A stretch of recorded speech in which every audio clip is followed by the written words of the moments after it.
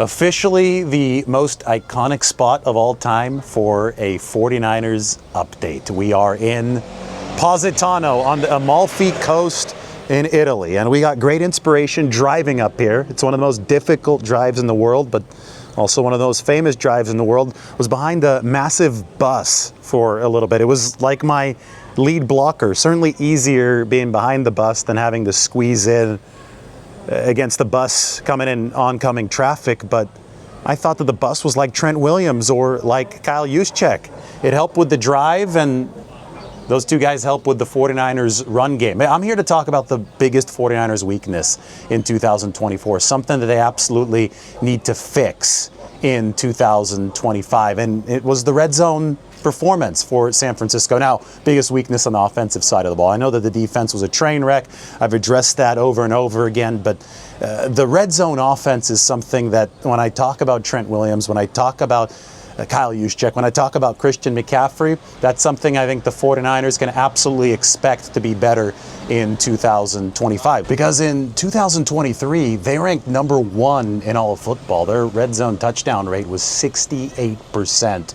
For that juggernaut of an offense when everyone was generally healthy through the 2023 season. It was with all the injuries in 2024 where the 49ers for a lot of the season were near the league cellar, near last in red zone touchdown percentage. Now, they got a bit better toward the end. They finished at 57% total for the year, which was number 14, but still a drop from number 1 to number 14 is just not going to cut it. It's got to be a lot better than that for the 49ers. And I think key number 1 is improving all aspects of the run game, especially on first down. Last year, the 49ers dropped from number 1 to number 20 in first down run efficiency. And that has a cascading effect for the rest of the downs. If you're not establishing the run well and not establishing healthy down and distance on first down, well then second down is much more difficult, third down is much more difficult. And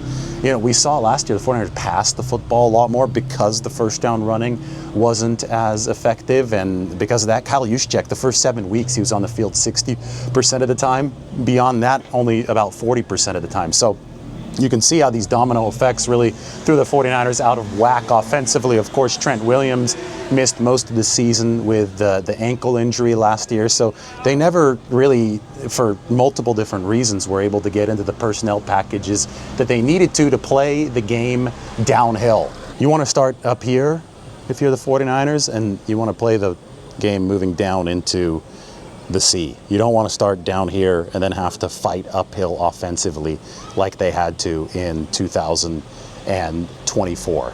And to play the game downhill, the first downs are going to be so crucial. And I think those are the ones that in the red zone really set you up for success. Now, Trent, yesterday we talked about the biggest 49ers trades over the course of the John Lynch, Kyle Shanahan era, and stupid me forgot to mention Trent Williams coming over for a couple picks in that 2020 offseason, right before or right after Joe Staley retired for the 49ers. It was during the NFL draft. And we talk about Big Trent. There have been some just epic plays of him as a lead blocker. I talk about the bus here on the windy road up the coast to Positano, but I think of Trent Williams against Jacksonville and DBs making business decisions. And then I think of Kyle Juszczyk, and I could just go back to the NFC Championship game a couple years ago. Christian McCaffrey, the run that essentially sealed the thing for the 49ers. It was right before Elijah Mitchell punched it in, but McCaffrey 20-plus yards downfield.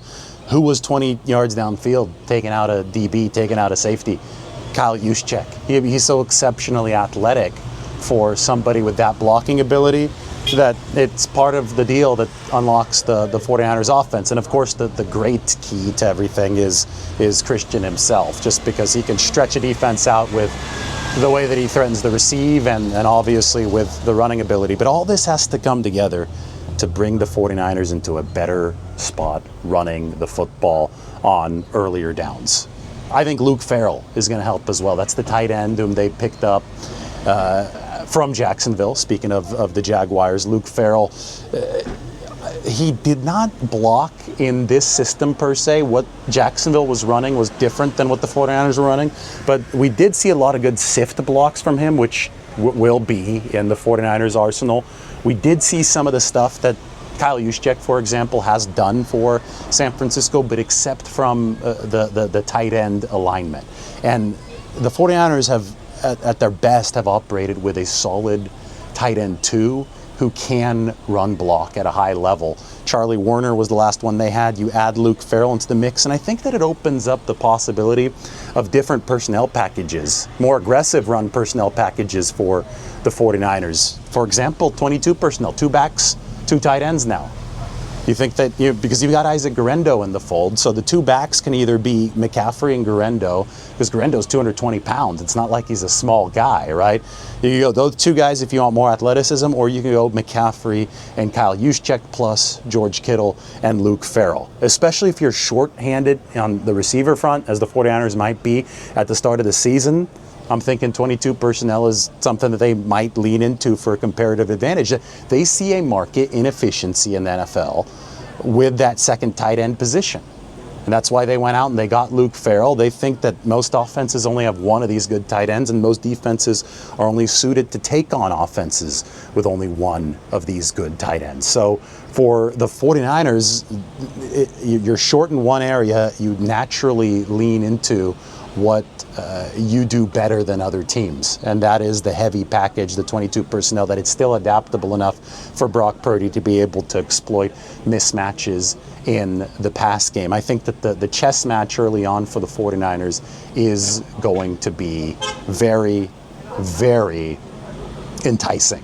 Kyle Shanahan will have a chance to do some of his best work in 2025, coming off of a season that wasn't all too great. I mean, talk about lead blockers in space. I know there wasn't a lot of space on the drive up here, but screen passes. The 49ers started running more of them late last season. I thought that Kyle should have called more early on. I understand partially why the 49ers got away from it, but it goes back to the McCaffrey injury, and it goes back to Isaac Guerendo not being fully ready to go until later in the season. But once they were firing late in the season, especially once Guerendo was going for the 49ers in December.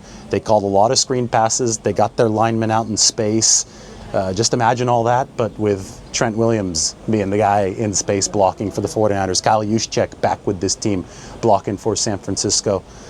I think that's something that could really work out well for the 49ers. More screens, more space blocking, a better arsenal, more fireworks for San Francisco available in 2025. All right, the next time you see Positano, it's probably going to be splashed in a little bit more sunshine. You're going to have these buildings looking a whole lot more colorful.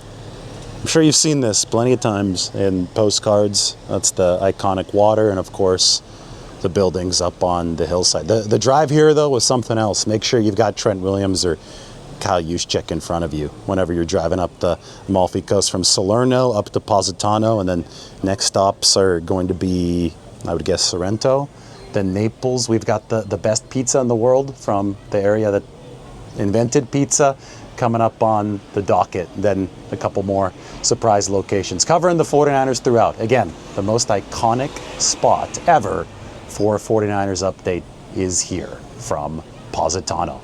See you later.